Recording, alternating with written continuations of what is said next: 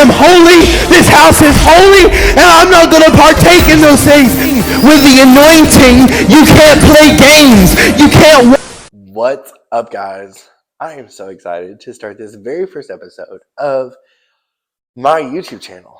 I have been wanting to get on YouTube for quite a long time, actually. Um, I've wanted to. I would probably say like since 2022.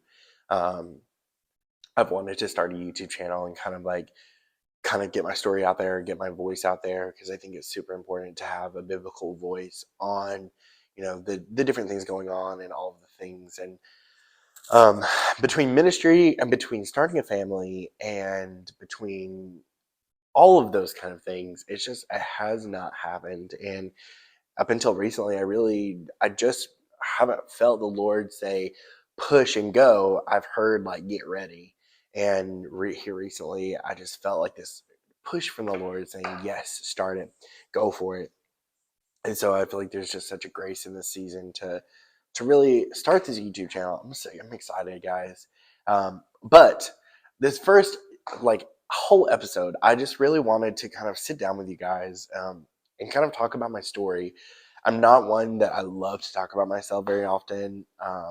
People have me come and tell my testimony and that kind of thing, and that's cool. But um, I'm really servant at heart. I love to serve people. I love to pay attention to other people and just let them talk and just kind of be there for them. And I really felt again like the Lord was like, it's time to really like push yourself out there. Of course, I have a book. It's called From MASCARA to Manhood. You can find it on Amazon.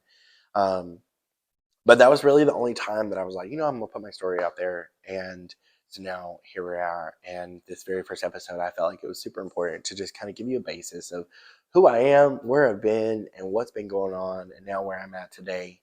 Um, so let's get into it. So growing up, I grew up in a Christian household. We went to church. We actually attended a mega church in the city I'm from. And we just kind of did the Sunday, Wednesday kind of thing. We went to church. We were good people. And I really didn't ever have like this idea of like there was like actually a relationship that had happened there with Jesus. So very early on, I kind of started realizing that I felt a little bit differently about some of the boys in my class, and I loved to hang out with all the girls, and they were all my best friends. And I realized that, when the girls would be like, "Oh, he's so cute," I was finding myself thinking the exact same thing. Um, I grew up in the South, so it was kind of like a taboo thing to talk about homosexuality, even at a young age. And even into my high school career, I remember just thinking, like, even the people that did come out as gay were very, like, it was very taboo. And you were like, oh my God, they're gay. It was kind of a big thing. So just where I was at and kind of like the physical location, and then also just kind of where I was at spiritually, because I had no spirituality at all. Um, I just kind of was in this place of, not really understanding who I was and my identity. Um, Early on, when I was about 7 or so, I was actually, that was my first sexual experience. I was molested by a neighbor I used to go over to this guy's house all the time. We would like hang out, and then one time he just kind of was like, "Hey, like me and my cousins do this thing, and you should try it too." And so essentially, we started like doing sexual things that were not okay for 7-year-olds to be doing, and then eventually, his older brother kind of got into it, um, and it really wasn't until I was like 20 something that I realized, oh, what happened to me was I was molested. Like, it was just kind of like presented to me as a game. And I thought, okay, this is interesting. And it kind of made me feel some type of way. And I liked it. But at the same time, like, I felt this like weird feeling that it was wrong. And I could never tell my parents because I didn't want them to get mad at me, or I didn't want to get in trouble or anything like that. Um, so very early on, I had these seeds of, you know, planted inside of me that, sex was for men and men. Um, So growing up, I always, I connected with female characters in movies and stuff like that, and I always thought like the guys were really cute, really attractive, that kind of thing. And I remember I was watching a television show as American Idol, and you had to. That was back in the day. Back in my day. I feel like so old when I talk about this because some of the teenagers nowadays like have no idea what I'm talking about. But um, literally I would do like the voting for American Idol and vote for my favorite person on the phone, and you had to like call in the number and then press 03 and then or whatever it was. And um so I remember there was a guy who was like super punk. He was like he had like skinny jeans and cool hair, and he looked very different than everybody else, and he was my favorite, and he was so good. And I just I really like I had an attraction towards him even at a young age. And um I ended up like where I was talking about him at a dinner table, and my mom had saw an interview with him on the news that was like he was openly gay. And I remember my dad was just like, we don't talk about gay people. He had actually said we don't talk about fags. And um before you turn my father into this crazy monster that he's not, um, that was literally just like how he was raised. My parents are boomers, they're a little bit older in age. And so, unfortunately, in the South, like homosexuality was a super taboo and no one talked about it ever. And a lot of things that people did that were against like those like good Southern morals were not talked about, period. And so, especially the homosexuality thing, it was just different for um, the people that were born in the 50s. It's kind of like a whole different era of mindset and thinking, especially in the South. So that was just kind of like the way my father was taught. And although I know that that is a very derogatory term, and I personally hate that term, um, it was just kind of like the way he was taught. And so I immediately like formed this idea in my head: we don't talk about gay people, and we don't talk about that. So I just never told my parents anything that had to do with that subject. Anything that I felt or I said or anything like that, I never wanted to just tell them because we don't talk about it.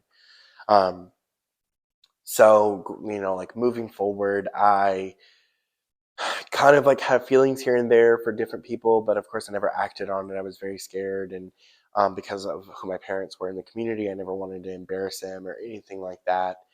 Um, so we get into high school, and I remember, I found out this particular guy liked me, and it really excited me because I was like, oh my gosh, a guy likes me, and I kind of went through all those feelings. And um, I'm not the skinniest guy, but I'm not like super overweight. But when I was in high school, I thought I was just like the fattest cow in all of my county. And um, I was like a 250-pound junior. And this particular guy was like, he was built and he was skinny. And I was like, I can't believe this kind of guy likes me. Like, it was just like crazy to me. But immediately I shut him down. I was like, I don't like guys like that because I was way too scared to kind of come out and talk about it. And so then, I kind of played around with the idea for a while that I might like guys, but I was too scared to talk about it. And when those opportunities presented themselves, I was like, no. Um, and it was more out of me being scared that what was going to happen if I ever said that and said it out loud, rather than like, what would actually happen, or what people would say, or whatever. It was just like it was a lot. It was a lot of pressure. And so I never actually came out. I never came out. And I think I only told like a couple of family members that I identified as like a liberal Christian. I still believed in Jesus, but um, I had a boyfriend and I wanted to like stay that way. Um, and so going through high school, like I kind of like played around with the idea in my head, but I never really acted on it.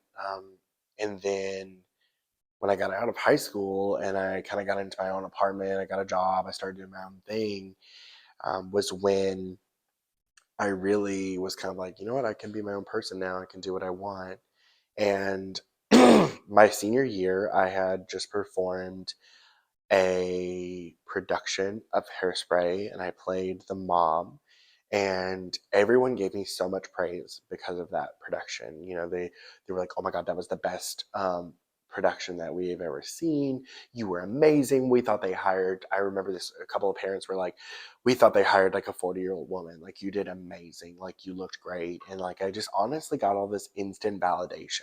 I was instantly validated. I had all of this stuff because I was so scared, and I would never felt like I was enough for anybody or anything. And I really didn't have a lot of friends in high school. So um, when I actually got those validation and like I felt like, oh my gosh, this was it. This is where I'm going to get my acceptance. Then it was like, I kept that feeling. That became like a core memory almost. Um, so then after I got out of high school, I did hop into a relationship with my ex-boyfriend, and we were on and off for about 9, 10 months, like just going back and forth. And sometimes it would be on, sometimes it would be off. And in the middle of that, I had kind of decided I wanted to be a drag queen. I remembered all the validation and everything that I had gotten, and the opportunity presented itself to perform as a drag queen again. And I remember this mom who had seen me in the production and was like a theater mom, which I was very familiar with her. And I was friends with her daughter. She had messaged her, or she called me one day. I was like, "Hey, we are doing this charity event, and like every company that's a part of the event needs to have a drag queen, and we don't have one. And they're gonna have a drag show, and then like whoever's the best, they're gonna give the money. Like you can get donations and that kind of thing, and then whoever wins, like the company wins, like some award or something for bringing the most money in for the charity." And so I agreed, and I was like, "Yeah, I'll do it." And she was like, "You got to tell me a name, you got to come up with a character, all that kind of stuff." And so I was like, "Oh my gosh, like this is crazy." And so that night I started like watching videos. I started kind of like getting ideas of what I wanted to do. And I have always been obsessed with like the 1960s and that kind of era, and the 50s. And I just played this like overweight mom. So I decided to create a character that was like a 60s housewife, but at the same time like beautiful and sleek and chic and blonde and different. So I created this blonde 1960s housewife character and named her Velma, and then she was born. I performed. I did like I brought in a good deal amount of money, I believe, um, and it was like a success. Like everybody thought I was great. Everyone was like, "Oh my gosh, I can't believe it's you!" Like it was just again like another validating moment, because for so long I again didn't have a lot of friends. The friends that I did have, I felt like I forced their friendship, and by that I mean like I would like get myself invited to like their gatherings or their hangouts or their events or like their Christmas parties or whatever because I was friends with like maybe just one of the members of that group. And so I kind of like felt like for 2 or 3 years of my life, I was forcing these friends because I wanted to have friends. I wanted to have a friend group. I wanted people to think of me. I was never popular, and I wanted that. I wanted that so badly. And all of this sounds very pathetic, but it was really like I just never felt accepted. I never felt enough. And I always felt like there was a measuring stick put up to me that I was just never going to hit. I was never going to hit the top. I was never going to hit where they wanted me to be. Um, I unintentionally like compared myself I to my brother all the time. I have an older brother who's about 14 years older than I am, and so when I was a teenager, I would compare myself to him all the time, and that just like enforced that you're not enough. Um, and so when I remember those moments of validation, it was like I got to step away from all of the time of not being enough, of not like feeling okay, not feeling enough, like all those kind of things. Um, and on top of that, not only was I like finding this validation or this peace in being a drag queen, but also I was starting to go to parties, starting to drink a lot. I had started smoking weed. I started following different crowds, and Now that I had graduated high school, those same friends weren't there anymore. So I was trying to create new friend groups and new friends. And I was hanging out with people from work and, different people that I graduated with that we were never friends, but all of a sudden we were. And it was just crazy. I started being super inconsistent. I started like finding myself like doing crazy things that I would have never done. Um, Smoking weed, doing cocaine, and then almost even overdosing on cocaine. It was like a whirlwind. It all just kind of hit me at once. Um, and so, I got all that validation. I was already in the party scene, and it just made sense to take the next step of being a drag queen. So, I started showing up to different like theater events and different like bars and stuff as this drag persona. Started performing and getting into it, and I was really like starting a career as a drag queen. That was kind of like my idea, and and it eventually just started getting on my nerves. It wasn't that like I had this crazy encounter with Jesus quite yet. It was like I just got tired of doing all this stuff, like putting on this facade, like just doing all these crazy things, literally making my body completely different, putting on wigs, makeups, um, putting heels on, all kinds of things, like 3 or 4 pairs of stockings, all of this stuff just to be accepted, just to be loved, just to be like feeling like there's someone out there that accepts me. And every time that it was just me, I was like, why am I doing all this stuff? Like, this is crazy. And so, about the same time, like, I stopped doing drag just because of that. I stopped showing up to my gigs, I stopped showing up to events and stuff. And I was still kind of hard into the partying and the drinking and doing drugs every once in a while. And I remember there was this particular night that me and my friends, we had gotten like a substantial amount of cocaine, and we decided to like just go crazy because um, I think we were celebrating something. I don't know. I don't really remember the reason why we were going crazy and doing extra, but um, we had already gone through like quite a bit of cocaine. We decided to go and buy more, and I remember after doing that last little bit, I all of a sudden my friend got a bad nosebleed and just started gushing blood, and it was just everywhere. And then all of a sudden he started throwing up and throwing that blood up because it was not only coming out there, but it was dripping back, and he was throwing it up, and it scared all of us, and we were all like terrified. It just got to a point where I was like, oh my gosh, like he's overdosed. Like we're gonna take him to the hospital, and we were all scared because we didn't want to get in trouble, um, and thankfully he was okay and he didn't overdose, and it was just like a really scary moment. But I remember telling God, because of course I grew up in the church, so I knew who God was, but I didn't have a relationship with him, and I didn't like know him as a God that would have a relationship with me. And I told him, I was like, okay, like if you get me through this night, you get all 4 of us through this night, then I will stop doing drugs. Like that'll be my thing. And so I decided that after all of that, I needed to get my life together and get it together. And I decided to step away from the drugs and all that stuff. So um, I was like, what I'll do is I'll find a Christian school to go to. And I was in the process of getting hired as a character at a theme park in Orlando. And I had wanted to work at this particular theme park forever.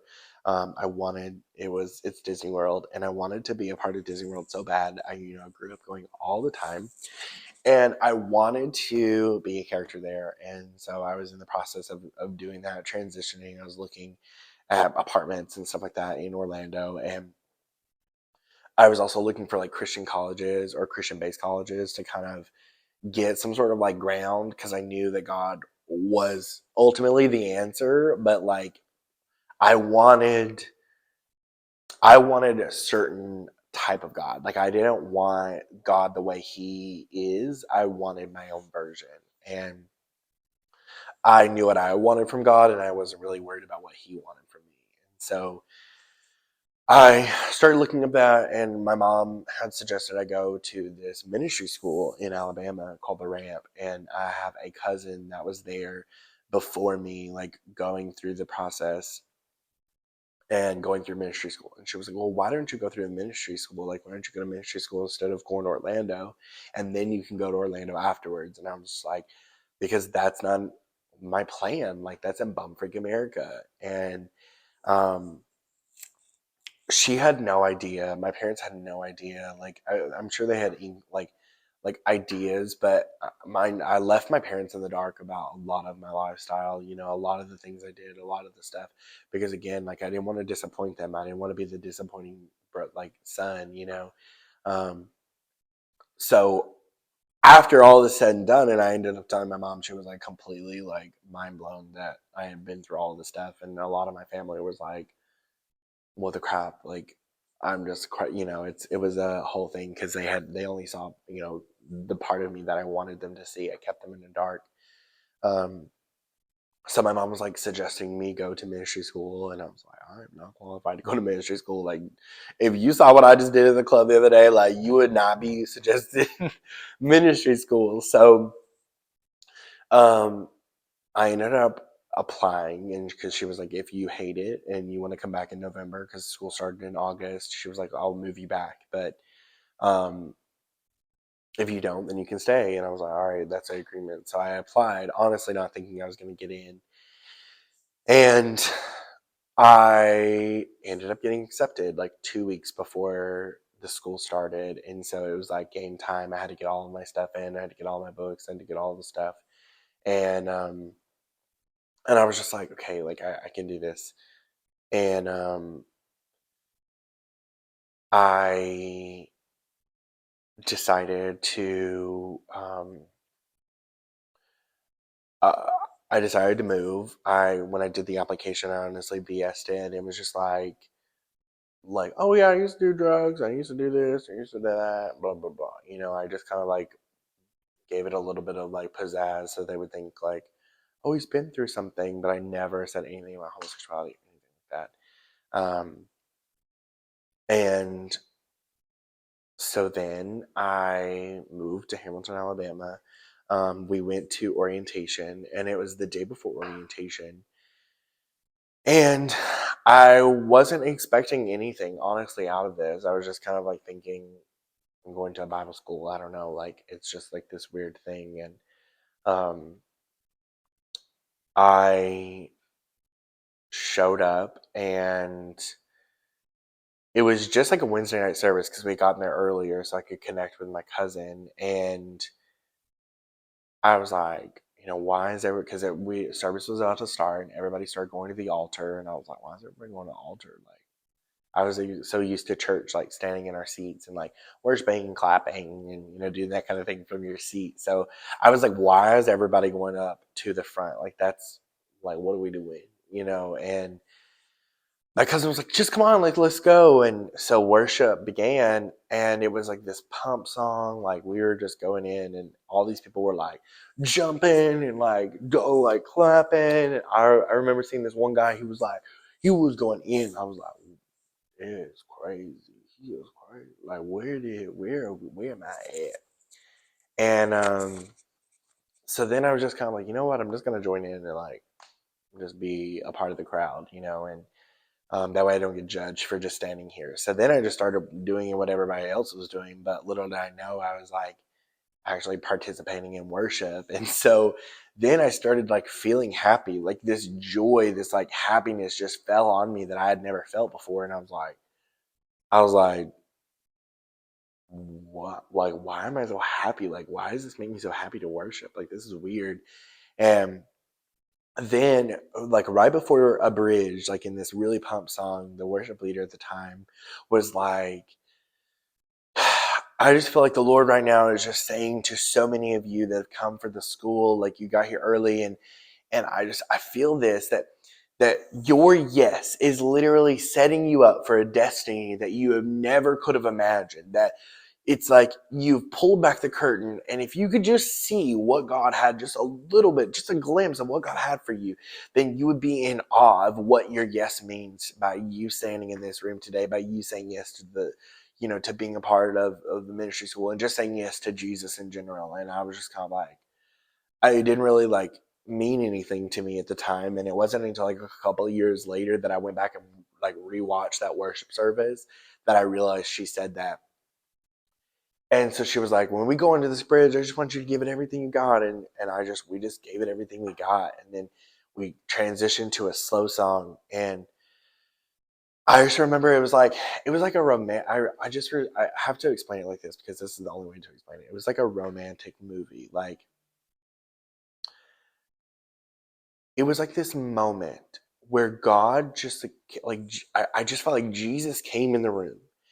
And it was like like one of those romantic movies, like a love story where like the two main characters like meet and like everything just goes slow motion. Like that's how it was. It was like I just felt the presence of God in the room. Like Jesus just entered the room. And it was just like this moment of like surrender, a moment of just like love. And I was just like, I honestly was freaked out because I had no idea that you could feel the presence of Jesus like this. I had no idea that you could feel God the way I was feeling him right then and there. And so, in a moment, I let everything go. And I gave up the drugs, I gave up the alcohol, I gave up the crazy partying, and I gave up being a drag queen. I was like, I don't want to do it anymore, and I'm just going to give it all to you, Lord. But the one thing that I was not willing to give up, that I kind of really didn't even think God wanted me to give up, was being gay.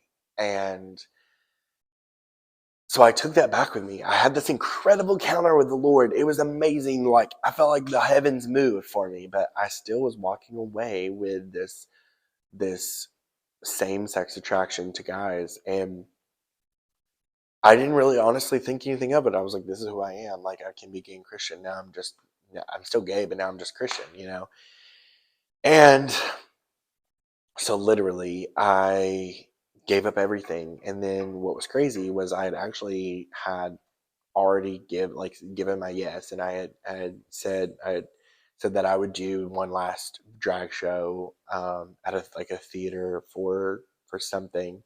Um, and so instead of going to like the conference after orientation, um, we drove back home and I did my last like drag performance. And I remember like putting on the makeup, the wig, and all those kind of things. And I was like, I don't want to do this anymore. Like, I just had no desire to do it anymore, like at all. And it like reminded me of all those feelings of like, you have to put on all this stuff to be accepted, to be loved, to be all that kind of stuff. And it just brought all those feelings back. And I was like, this is what, like, why?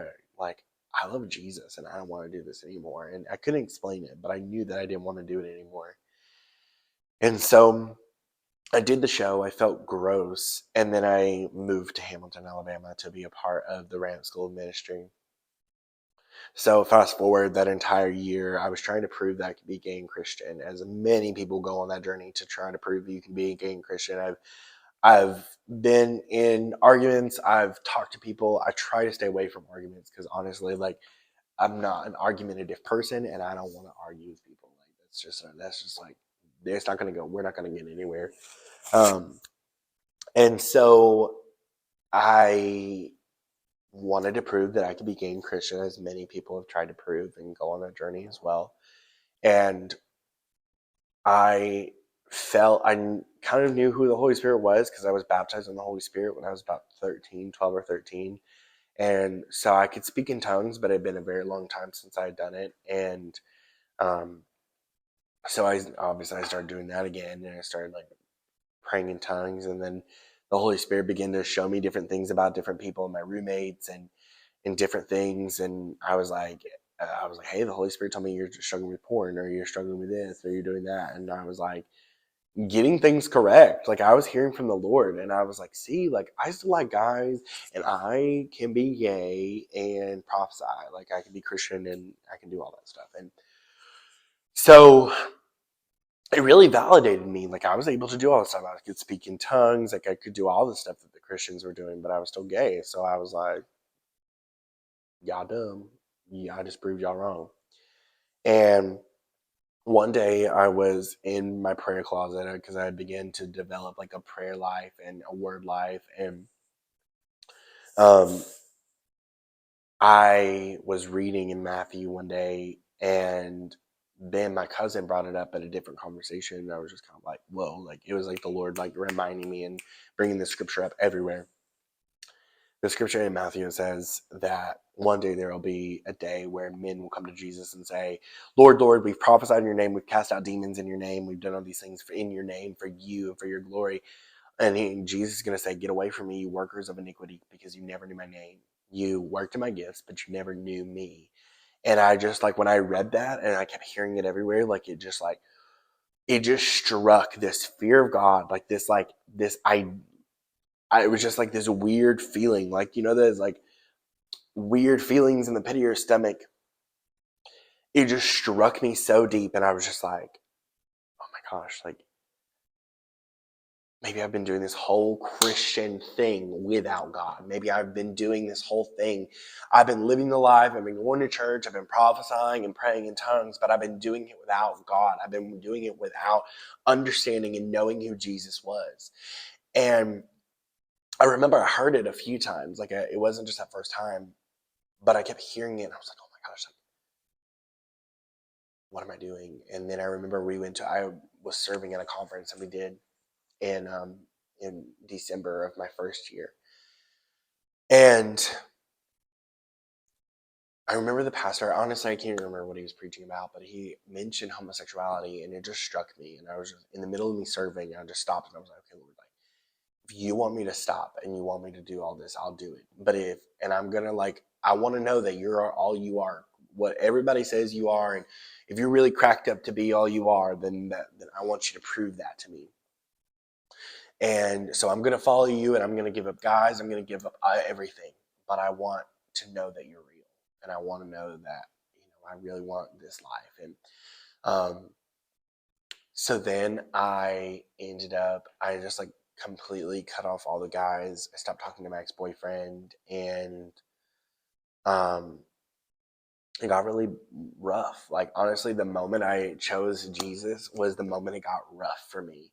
And it's really like the enemy's playing, like, and also just the Lord testing you. Like, when you choose Jesus, it doesn't get like super easy all of a sudden. And like, we live in the world that is completely given over to the enemy. So it's like, we are fighting a battle constantly. And it's really like you fighting your flesh and your spirit. And I just gave up everything. And it got hard. It got really hard. It was moments of me like crying and being upset and like, why am I like this? Because I was still I was still attracted to dudes. Like, I would go into church service, I would go to class, and I was like, man, he's really attractive. Like, some of my roommates, I was like, man, they're really attractive. Like, and it was not easy at all. Like, um, and I would just get super hurt and broken because I would go to the altar and I would pray and I was like, Lord, take this away from me. And then I would walk away and I would still feel the same way. And I was just like, what is going on? And I kept I just like cry. I would cry sometimes and just like be broken. And sometimes I would get mad and I'd be like, I'm not serving God anymore. And it was an emotional roller coaster because I did not have a firm foundation in the Father. I was just like completely rooted in just the spirituality and all of this kind of craziness. And finally, the Lord said to me one day, like, Blake, it's not a gay to straight transition. It's from broken to whole. And when he said that, like, it just like everything clicked. It was like finally, like, everything just like snapped into place in my head. And it was like the Lord he just showed me, like, he's not going to take my lust for men and replace it with lust for women. He's not going to take one lust pattern and give you a new one. Like, he's not going to take a sin cycle and give you a new sin cycle. That's not what the Father does. He takes you at a broken state and he makes you whole. And so it became very clear to me that I was like, I was on the wrong journey, that this whole time I was chasing being straight. And the reality was I needed to chase Jesus to be whole and not like this physical mindset. And so that honestly changed so much. After that point, did I fall and sleep with guys? I sure did. I did, because I would get into places where I would neglect my prayer time. I would neglect my relationship with Jesus, and I would just worry. Like, I was like, it's okay. I'm going to church and I'm worshiping. I'm praying. I'm going to morning prayer. I'm going to all my classes. It'll be fine. And I wasn't having like my relationship with Jesus and my time. And so I did. I remember like my second year of ministry school, and even the summer into my second year of ministry school, I was falling. I was sleeping with guys. I was messing up everywhere, and um, one night stands, like all kinds. It was just a mess. It was a mess. And then my Christmas break of my second year, it was my birthday's in December. It's really close to Christmas, so it was going to fall during our Christmas break, and that was the year that I was turning 21, and I decided that I was not going to drink, that I was like, it's cool, like, I'll be fine, I'm be, strong. And ending up, like, I decided when I got home, I was like, you know what, I am going to drink. Like, I'm going to have one drink, it'll be fine.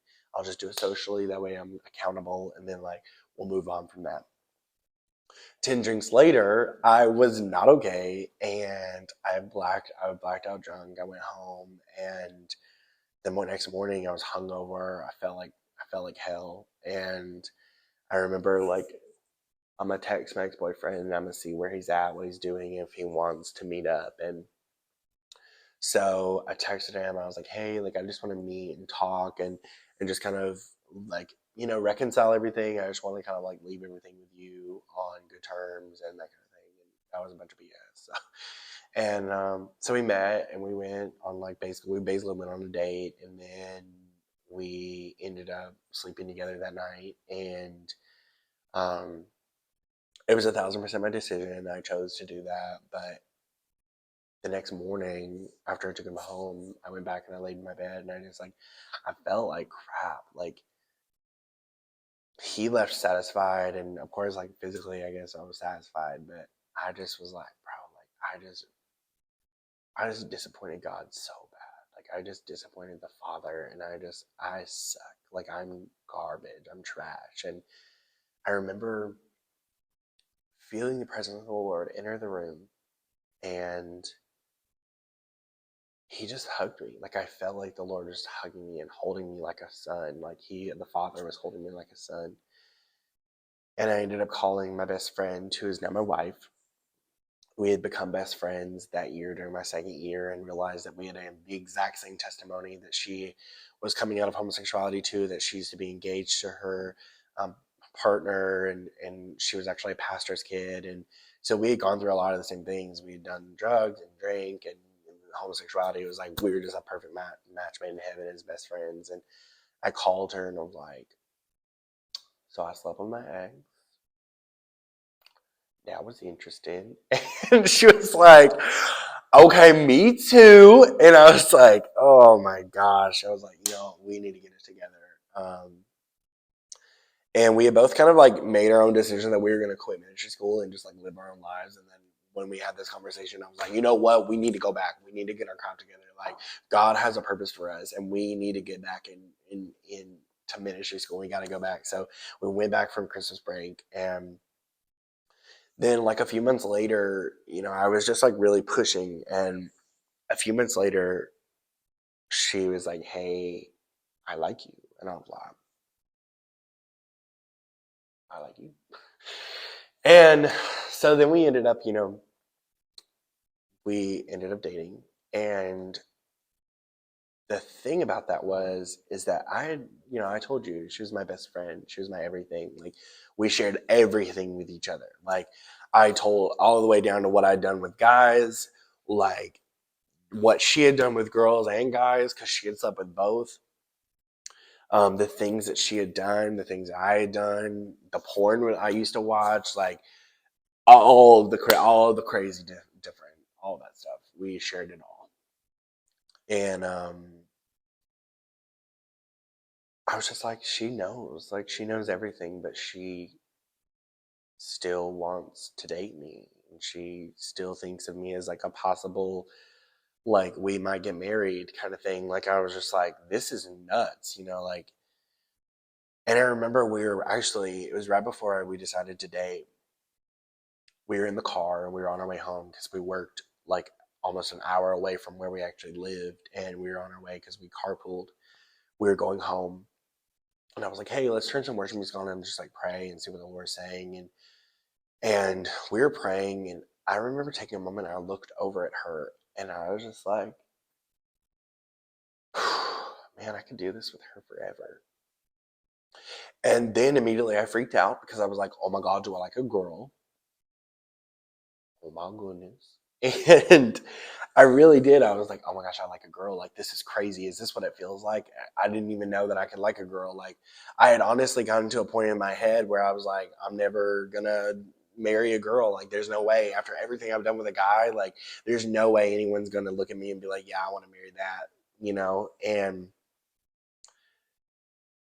And the Lord showed me over the course of our marriage that was really Jesus. That is how Jesus looks at us. That is how Jesus looks at me. That's how Jesus looks at you.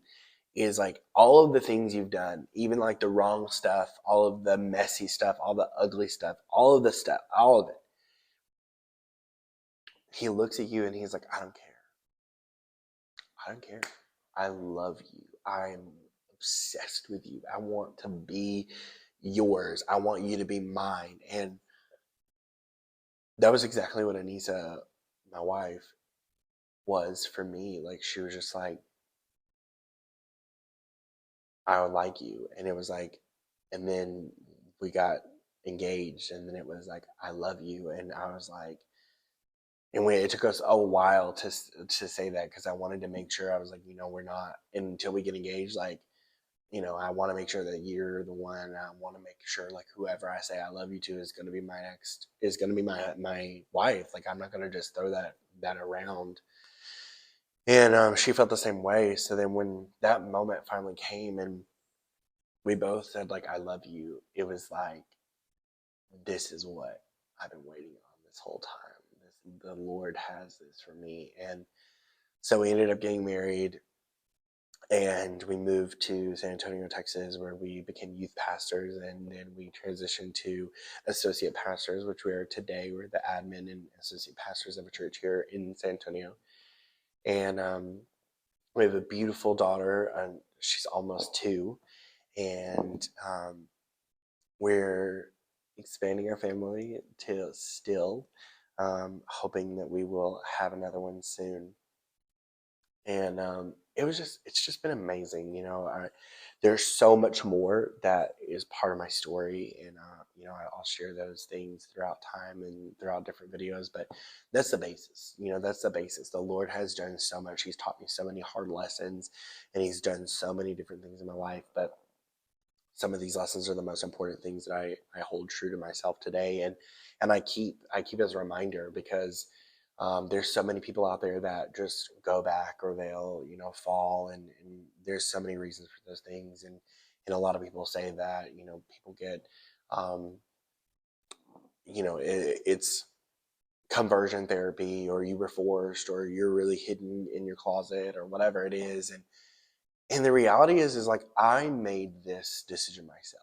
I chose to choose Jesus. I choose every day to choose Jesus. If I didn't, I would not be here, And not only was doing all these drugs, I was a part of the community, but I also was I had anxiety. I was suicidal.